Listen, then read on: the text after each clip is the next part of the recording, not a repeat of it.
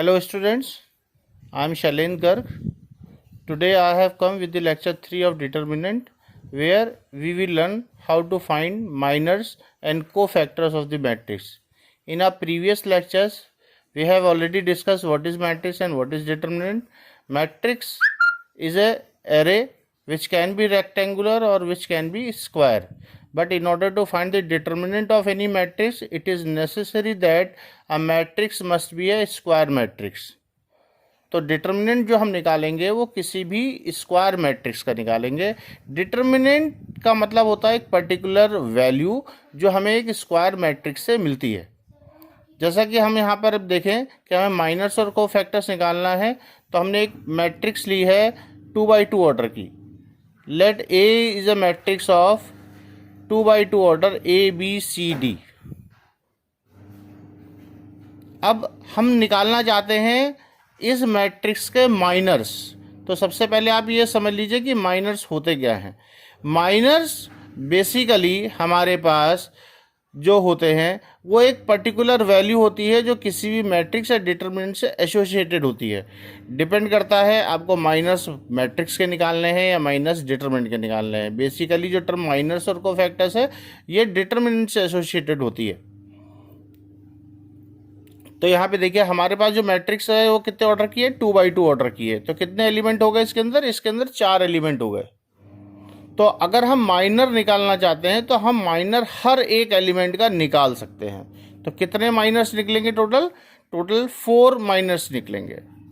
जैसा कि यहाँ पर हमने लिखा है, हम निकालना चाहते हैं माइनर्स ऑफ A11. A11 किसको रिप्रेजेंट करता है, A11 रिप्रेजेंट करता है the element of first row and first column.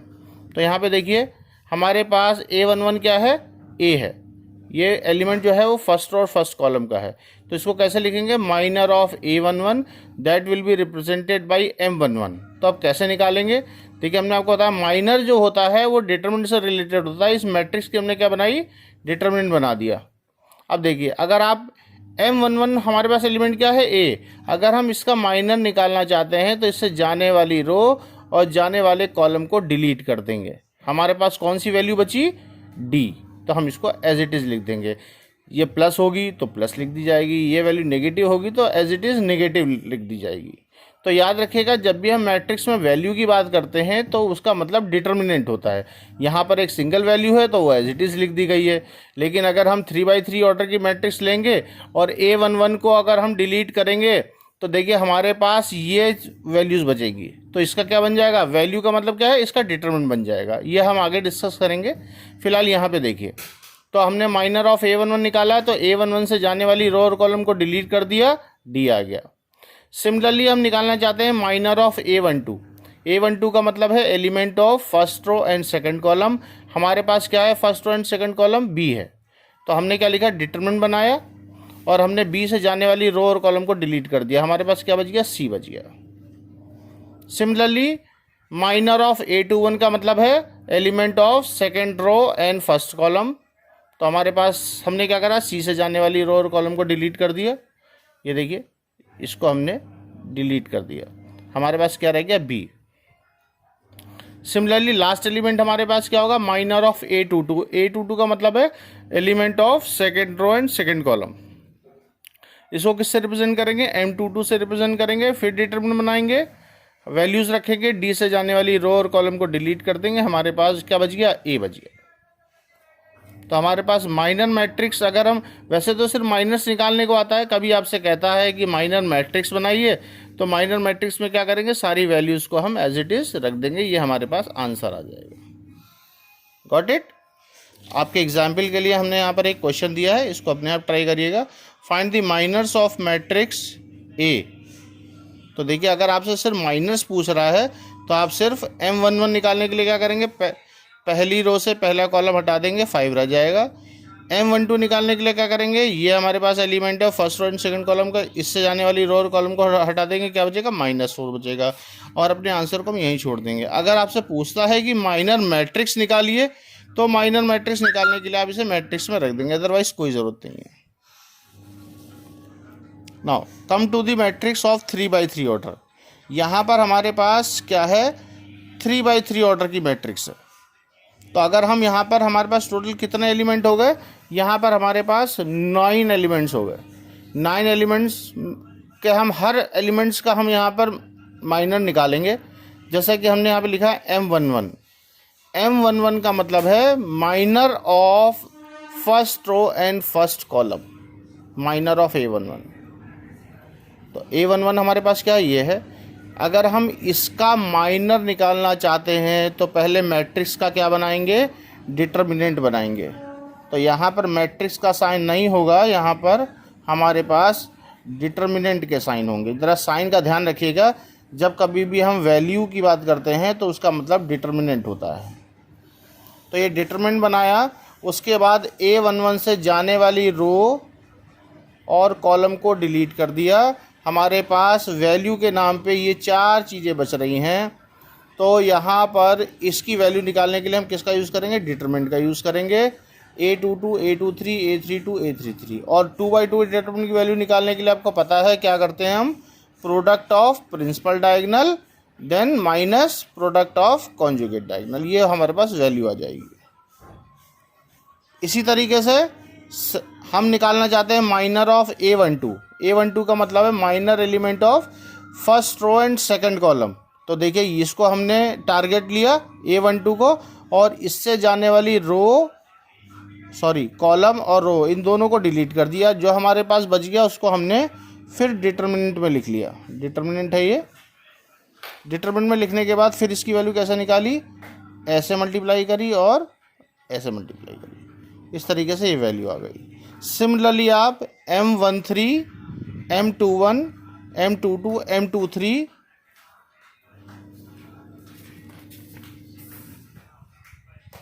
और उसके आगे सारी M31, M32, M33 की वैल्यू निकाल सकते हैं। आप अपना आंसर यहीं छोड़ देंगे, लेकिन अगर आपसे कहता है कि माइनर्स की मैट्रिक्स भी बनाइए तो आप इन सारी वैल्यू को एक मैट्रिक्स में रख देंगे। ठीक है, कॉपी करिएगा स्टेप बाय स्टेप। एग्जाम्पल के लिए मैंने यहाँ पर आपके लिए एक एग्जाम्पल भी लिया हुआ है। Find the minors of the matrix A this and hence find minors matrix. Minor matrix आप तभी बनाइएगा जब आपसे बोला जाए। तो सॉल्यूशन के लिए क्या करेंगे, हम यहाँ मान लेते हैं लेट माइनस मैट्रिक्स क्या है, M11, M12, M13, M21, M22, M23 और M31, M32, M33। क्योंकि हमारे पास मैट्रिक्स 3/3 ऑर्डर की है, इसलिए हर एक एलिमेंट का हमारे पास माइनर मिलेगा।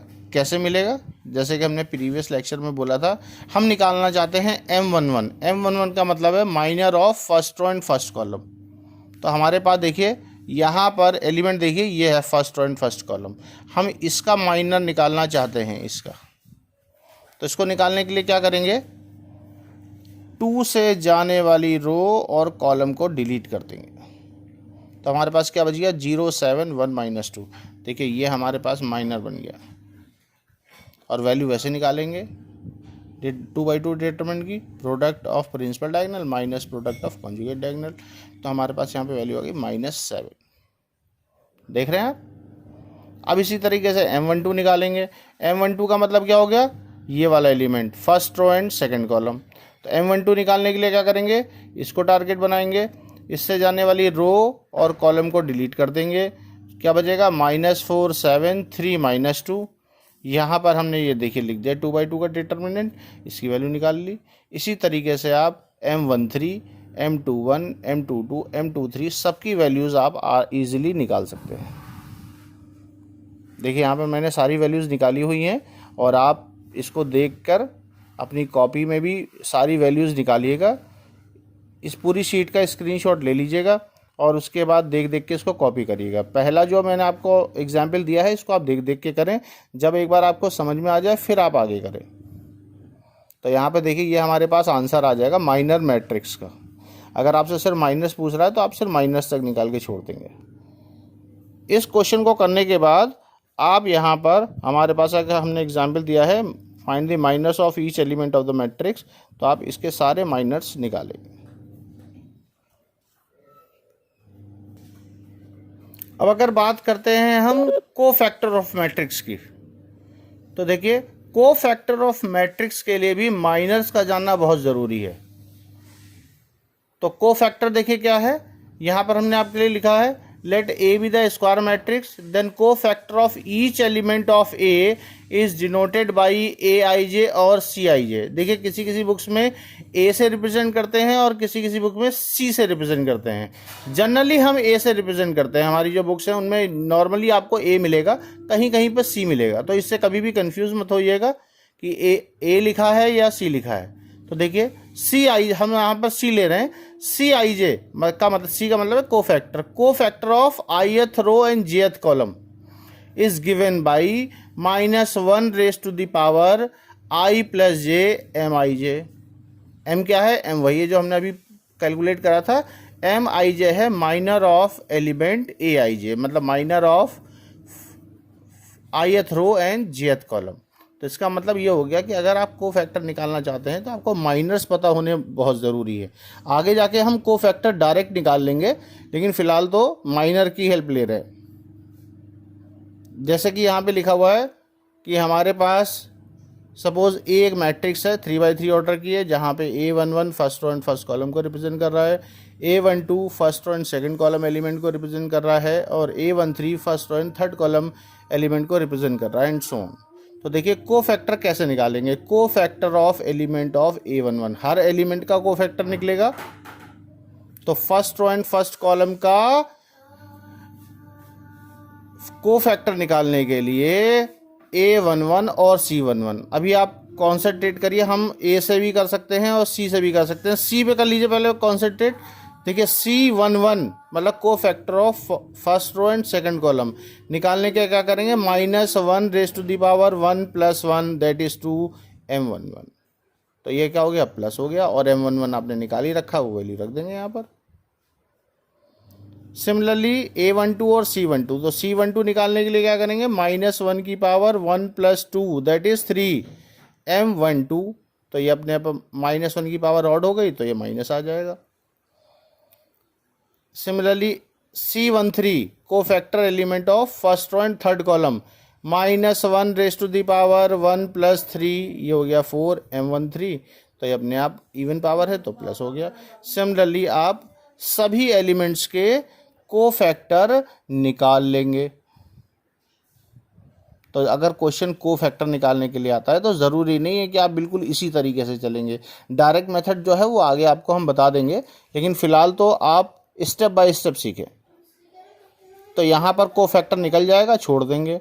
लेकिन अगर आपसे कहता है कि कोफैक्टर मैट्रिक्स भी निकालिए, तो कोफैक्टर मैट्रिक्स देखिए क्या हो गया, C11 C12 C13 and so on. तो यहाँ पर अगर आप डायरेक्ट देखना चाहते हैं कि कोफैक्टर मैट्रिक्स कैसे बन रही है, देखिए माइनर मैट्रिक्स बनाई, माइनर मैट्रिक्स को हमने हर एलिमेंट को plus minus plus minus plus minus plus minus plus के ऑर्डर में लिख लिया। अब देखिए अगर M11 पॉजिटिव होगा तो पॉजिटिव इंटू पॉजिटिव पॉजिटिव रह जाएगा, अगर M12 पॉजिटिव है तो positive into negative negative element बन जाएगा, और अगर M12 नेगेटिव है तो निगेटिव निगेटिव प्लस बन जाएगा। इस साइन का मतलब ये नहीं है कि एलिमेंट हमेशा माइनस आएगा और एलिमेंट हमेशा प्लस आएगा। इसका मतलब है जो भी M11 या M12 जो भी माइनर एलिमेंट मिल रहे हैं उनको आप इस सीक्वेंस में प्लस माइनस प्लस ऐसे मल्टीप्लाई कर देंगे, उसके बाद वैल्यू पॉजिटिव बनती है या नेगेटिव बनती है, इससे कोई फर्क नहीं पड़ता। ठीक है, तो हमारे पास माइनर में क्या हुआ, माइनर में हम एक्स्ट्रा किसी भी साइन को कंसीडर नहीं करते हैं, लेकिन अगर हम कोफैक्टर निकालते हैं तो हर minor element accordingly plus minus plus से मल्टीप्लाई हो जाएगा। डिपेंड करता है, देखिए 1 1 इवन है तो -1 की पावर 2 प्लस हो गया। M12 हमारे पास क्या है, 1 + 2 3 ऑड, -1 की पावर ऑड हो जाएगी जो यहाँ पे लिखी हुई है, उसके हिसाब से माइनस हो जाएगा। इसी तरीके से 2/2 में चलते हैं। जैसा कि यहाँ पर हमने एक एग्जाम्पल लिया है, find the cofactor of each element of the matrix. ये हमारे पास मैट्रिक्स है, 3x3 ऑर्डर की मैट्रिक्स है, 3 1 -2 4 0 -5 -5 6 2।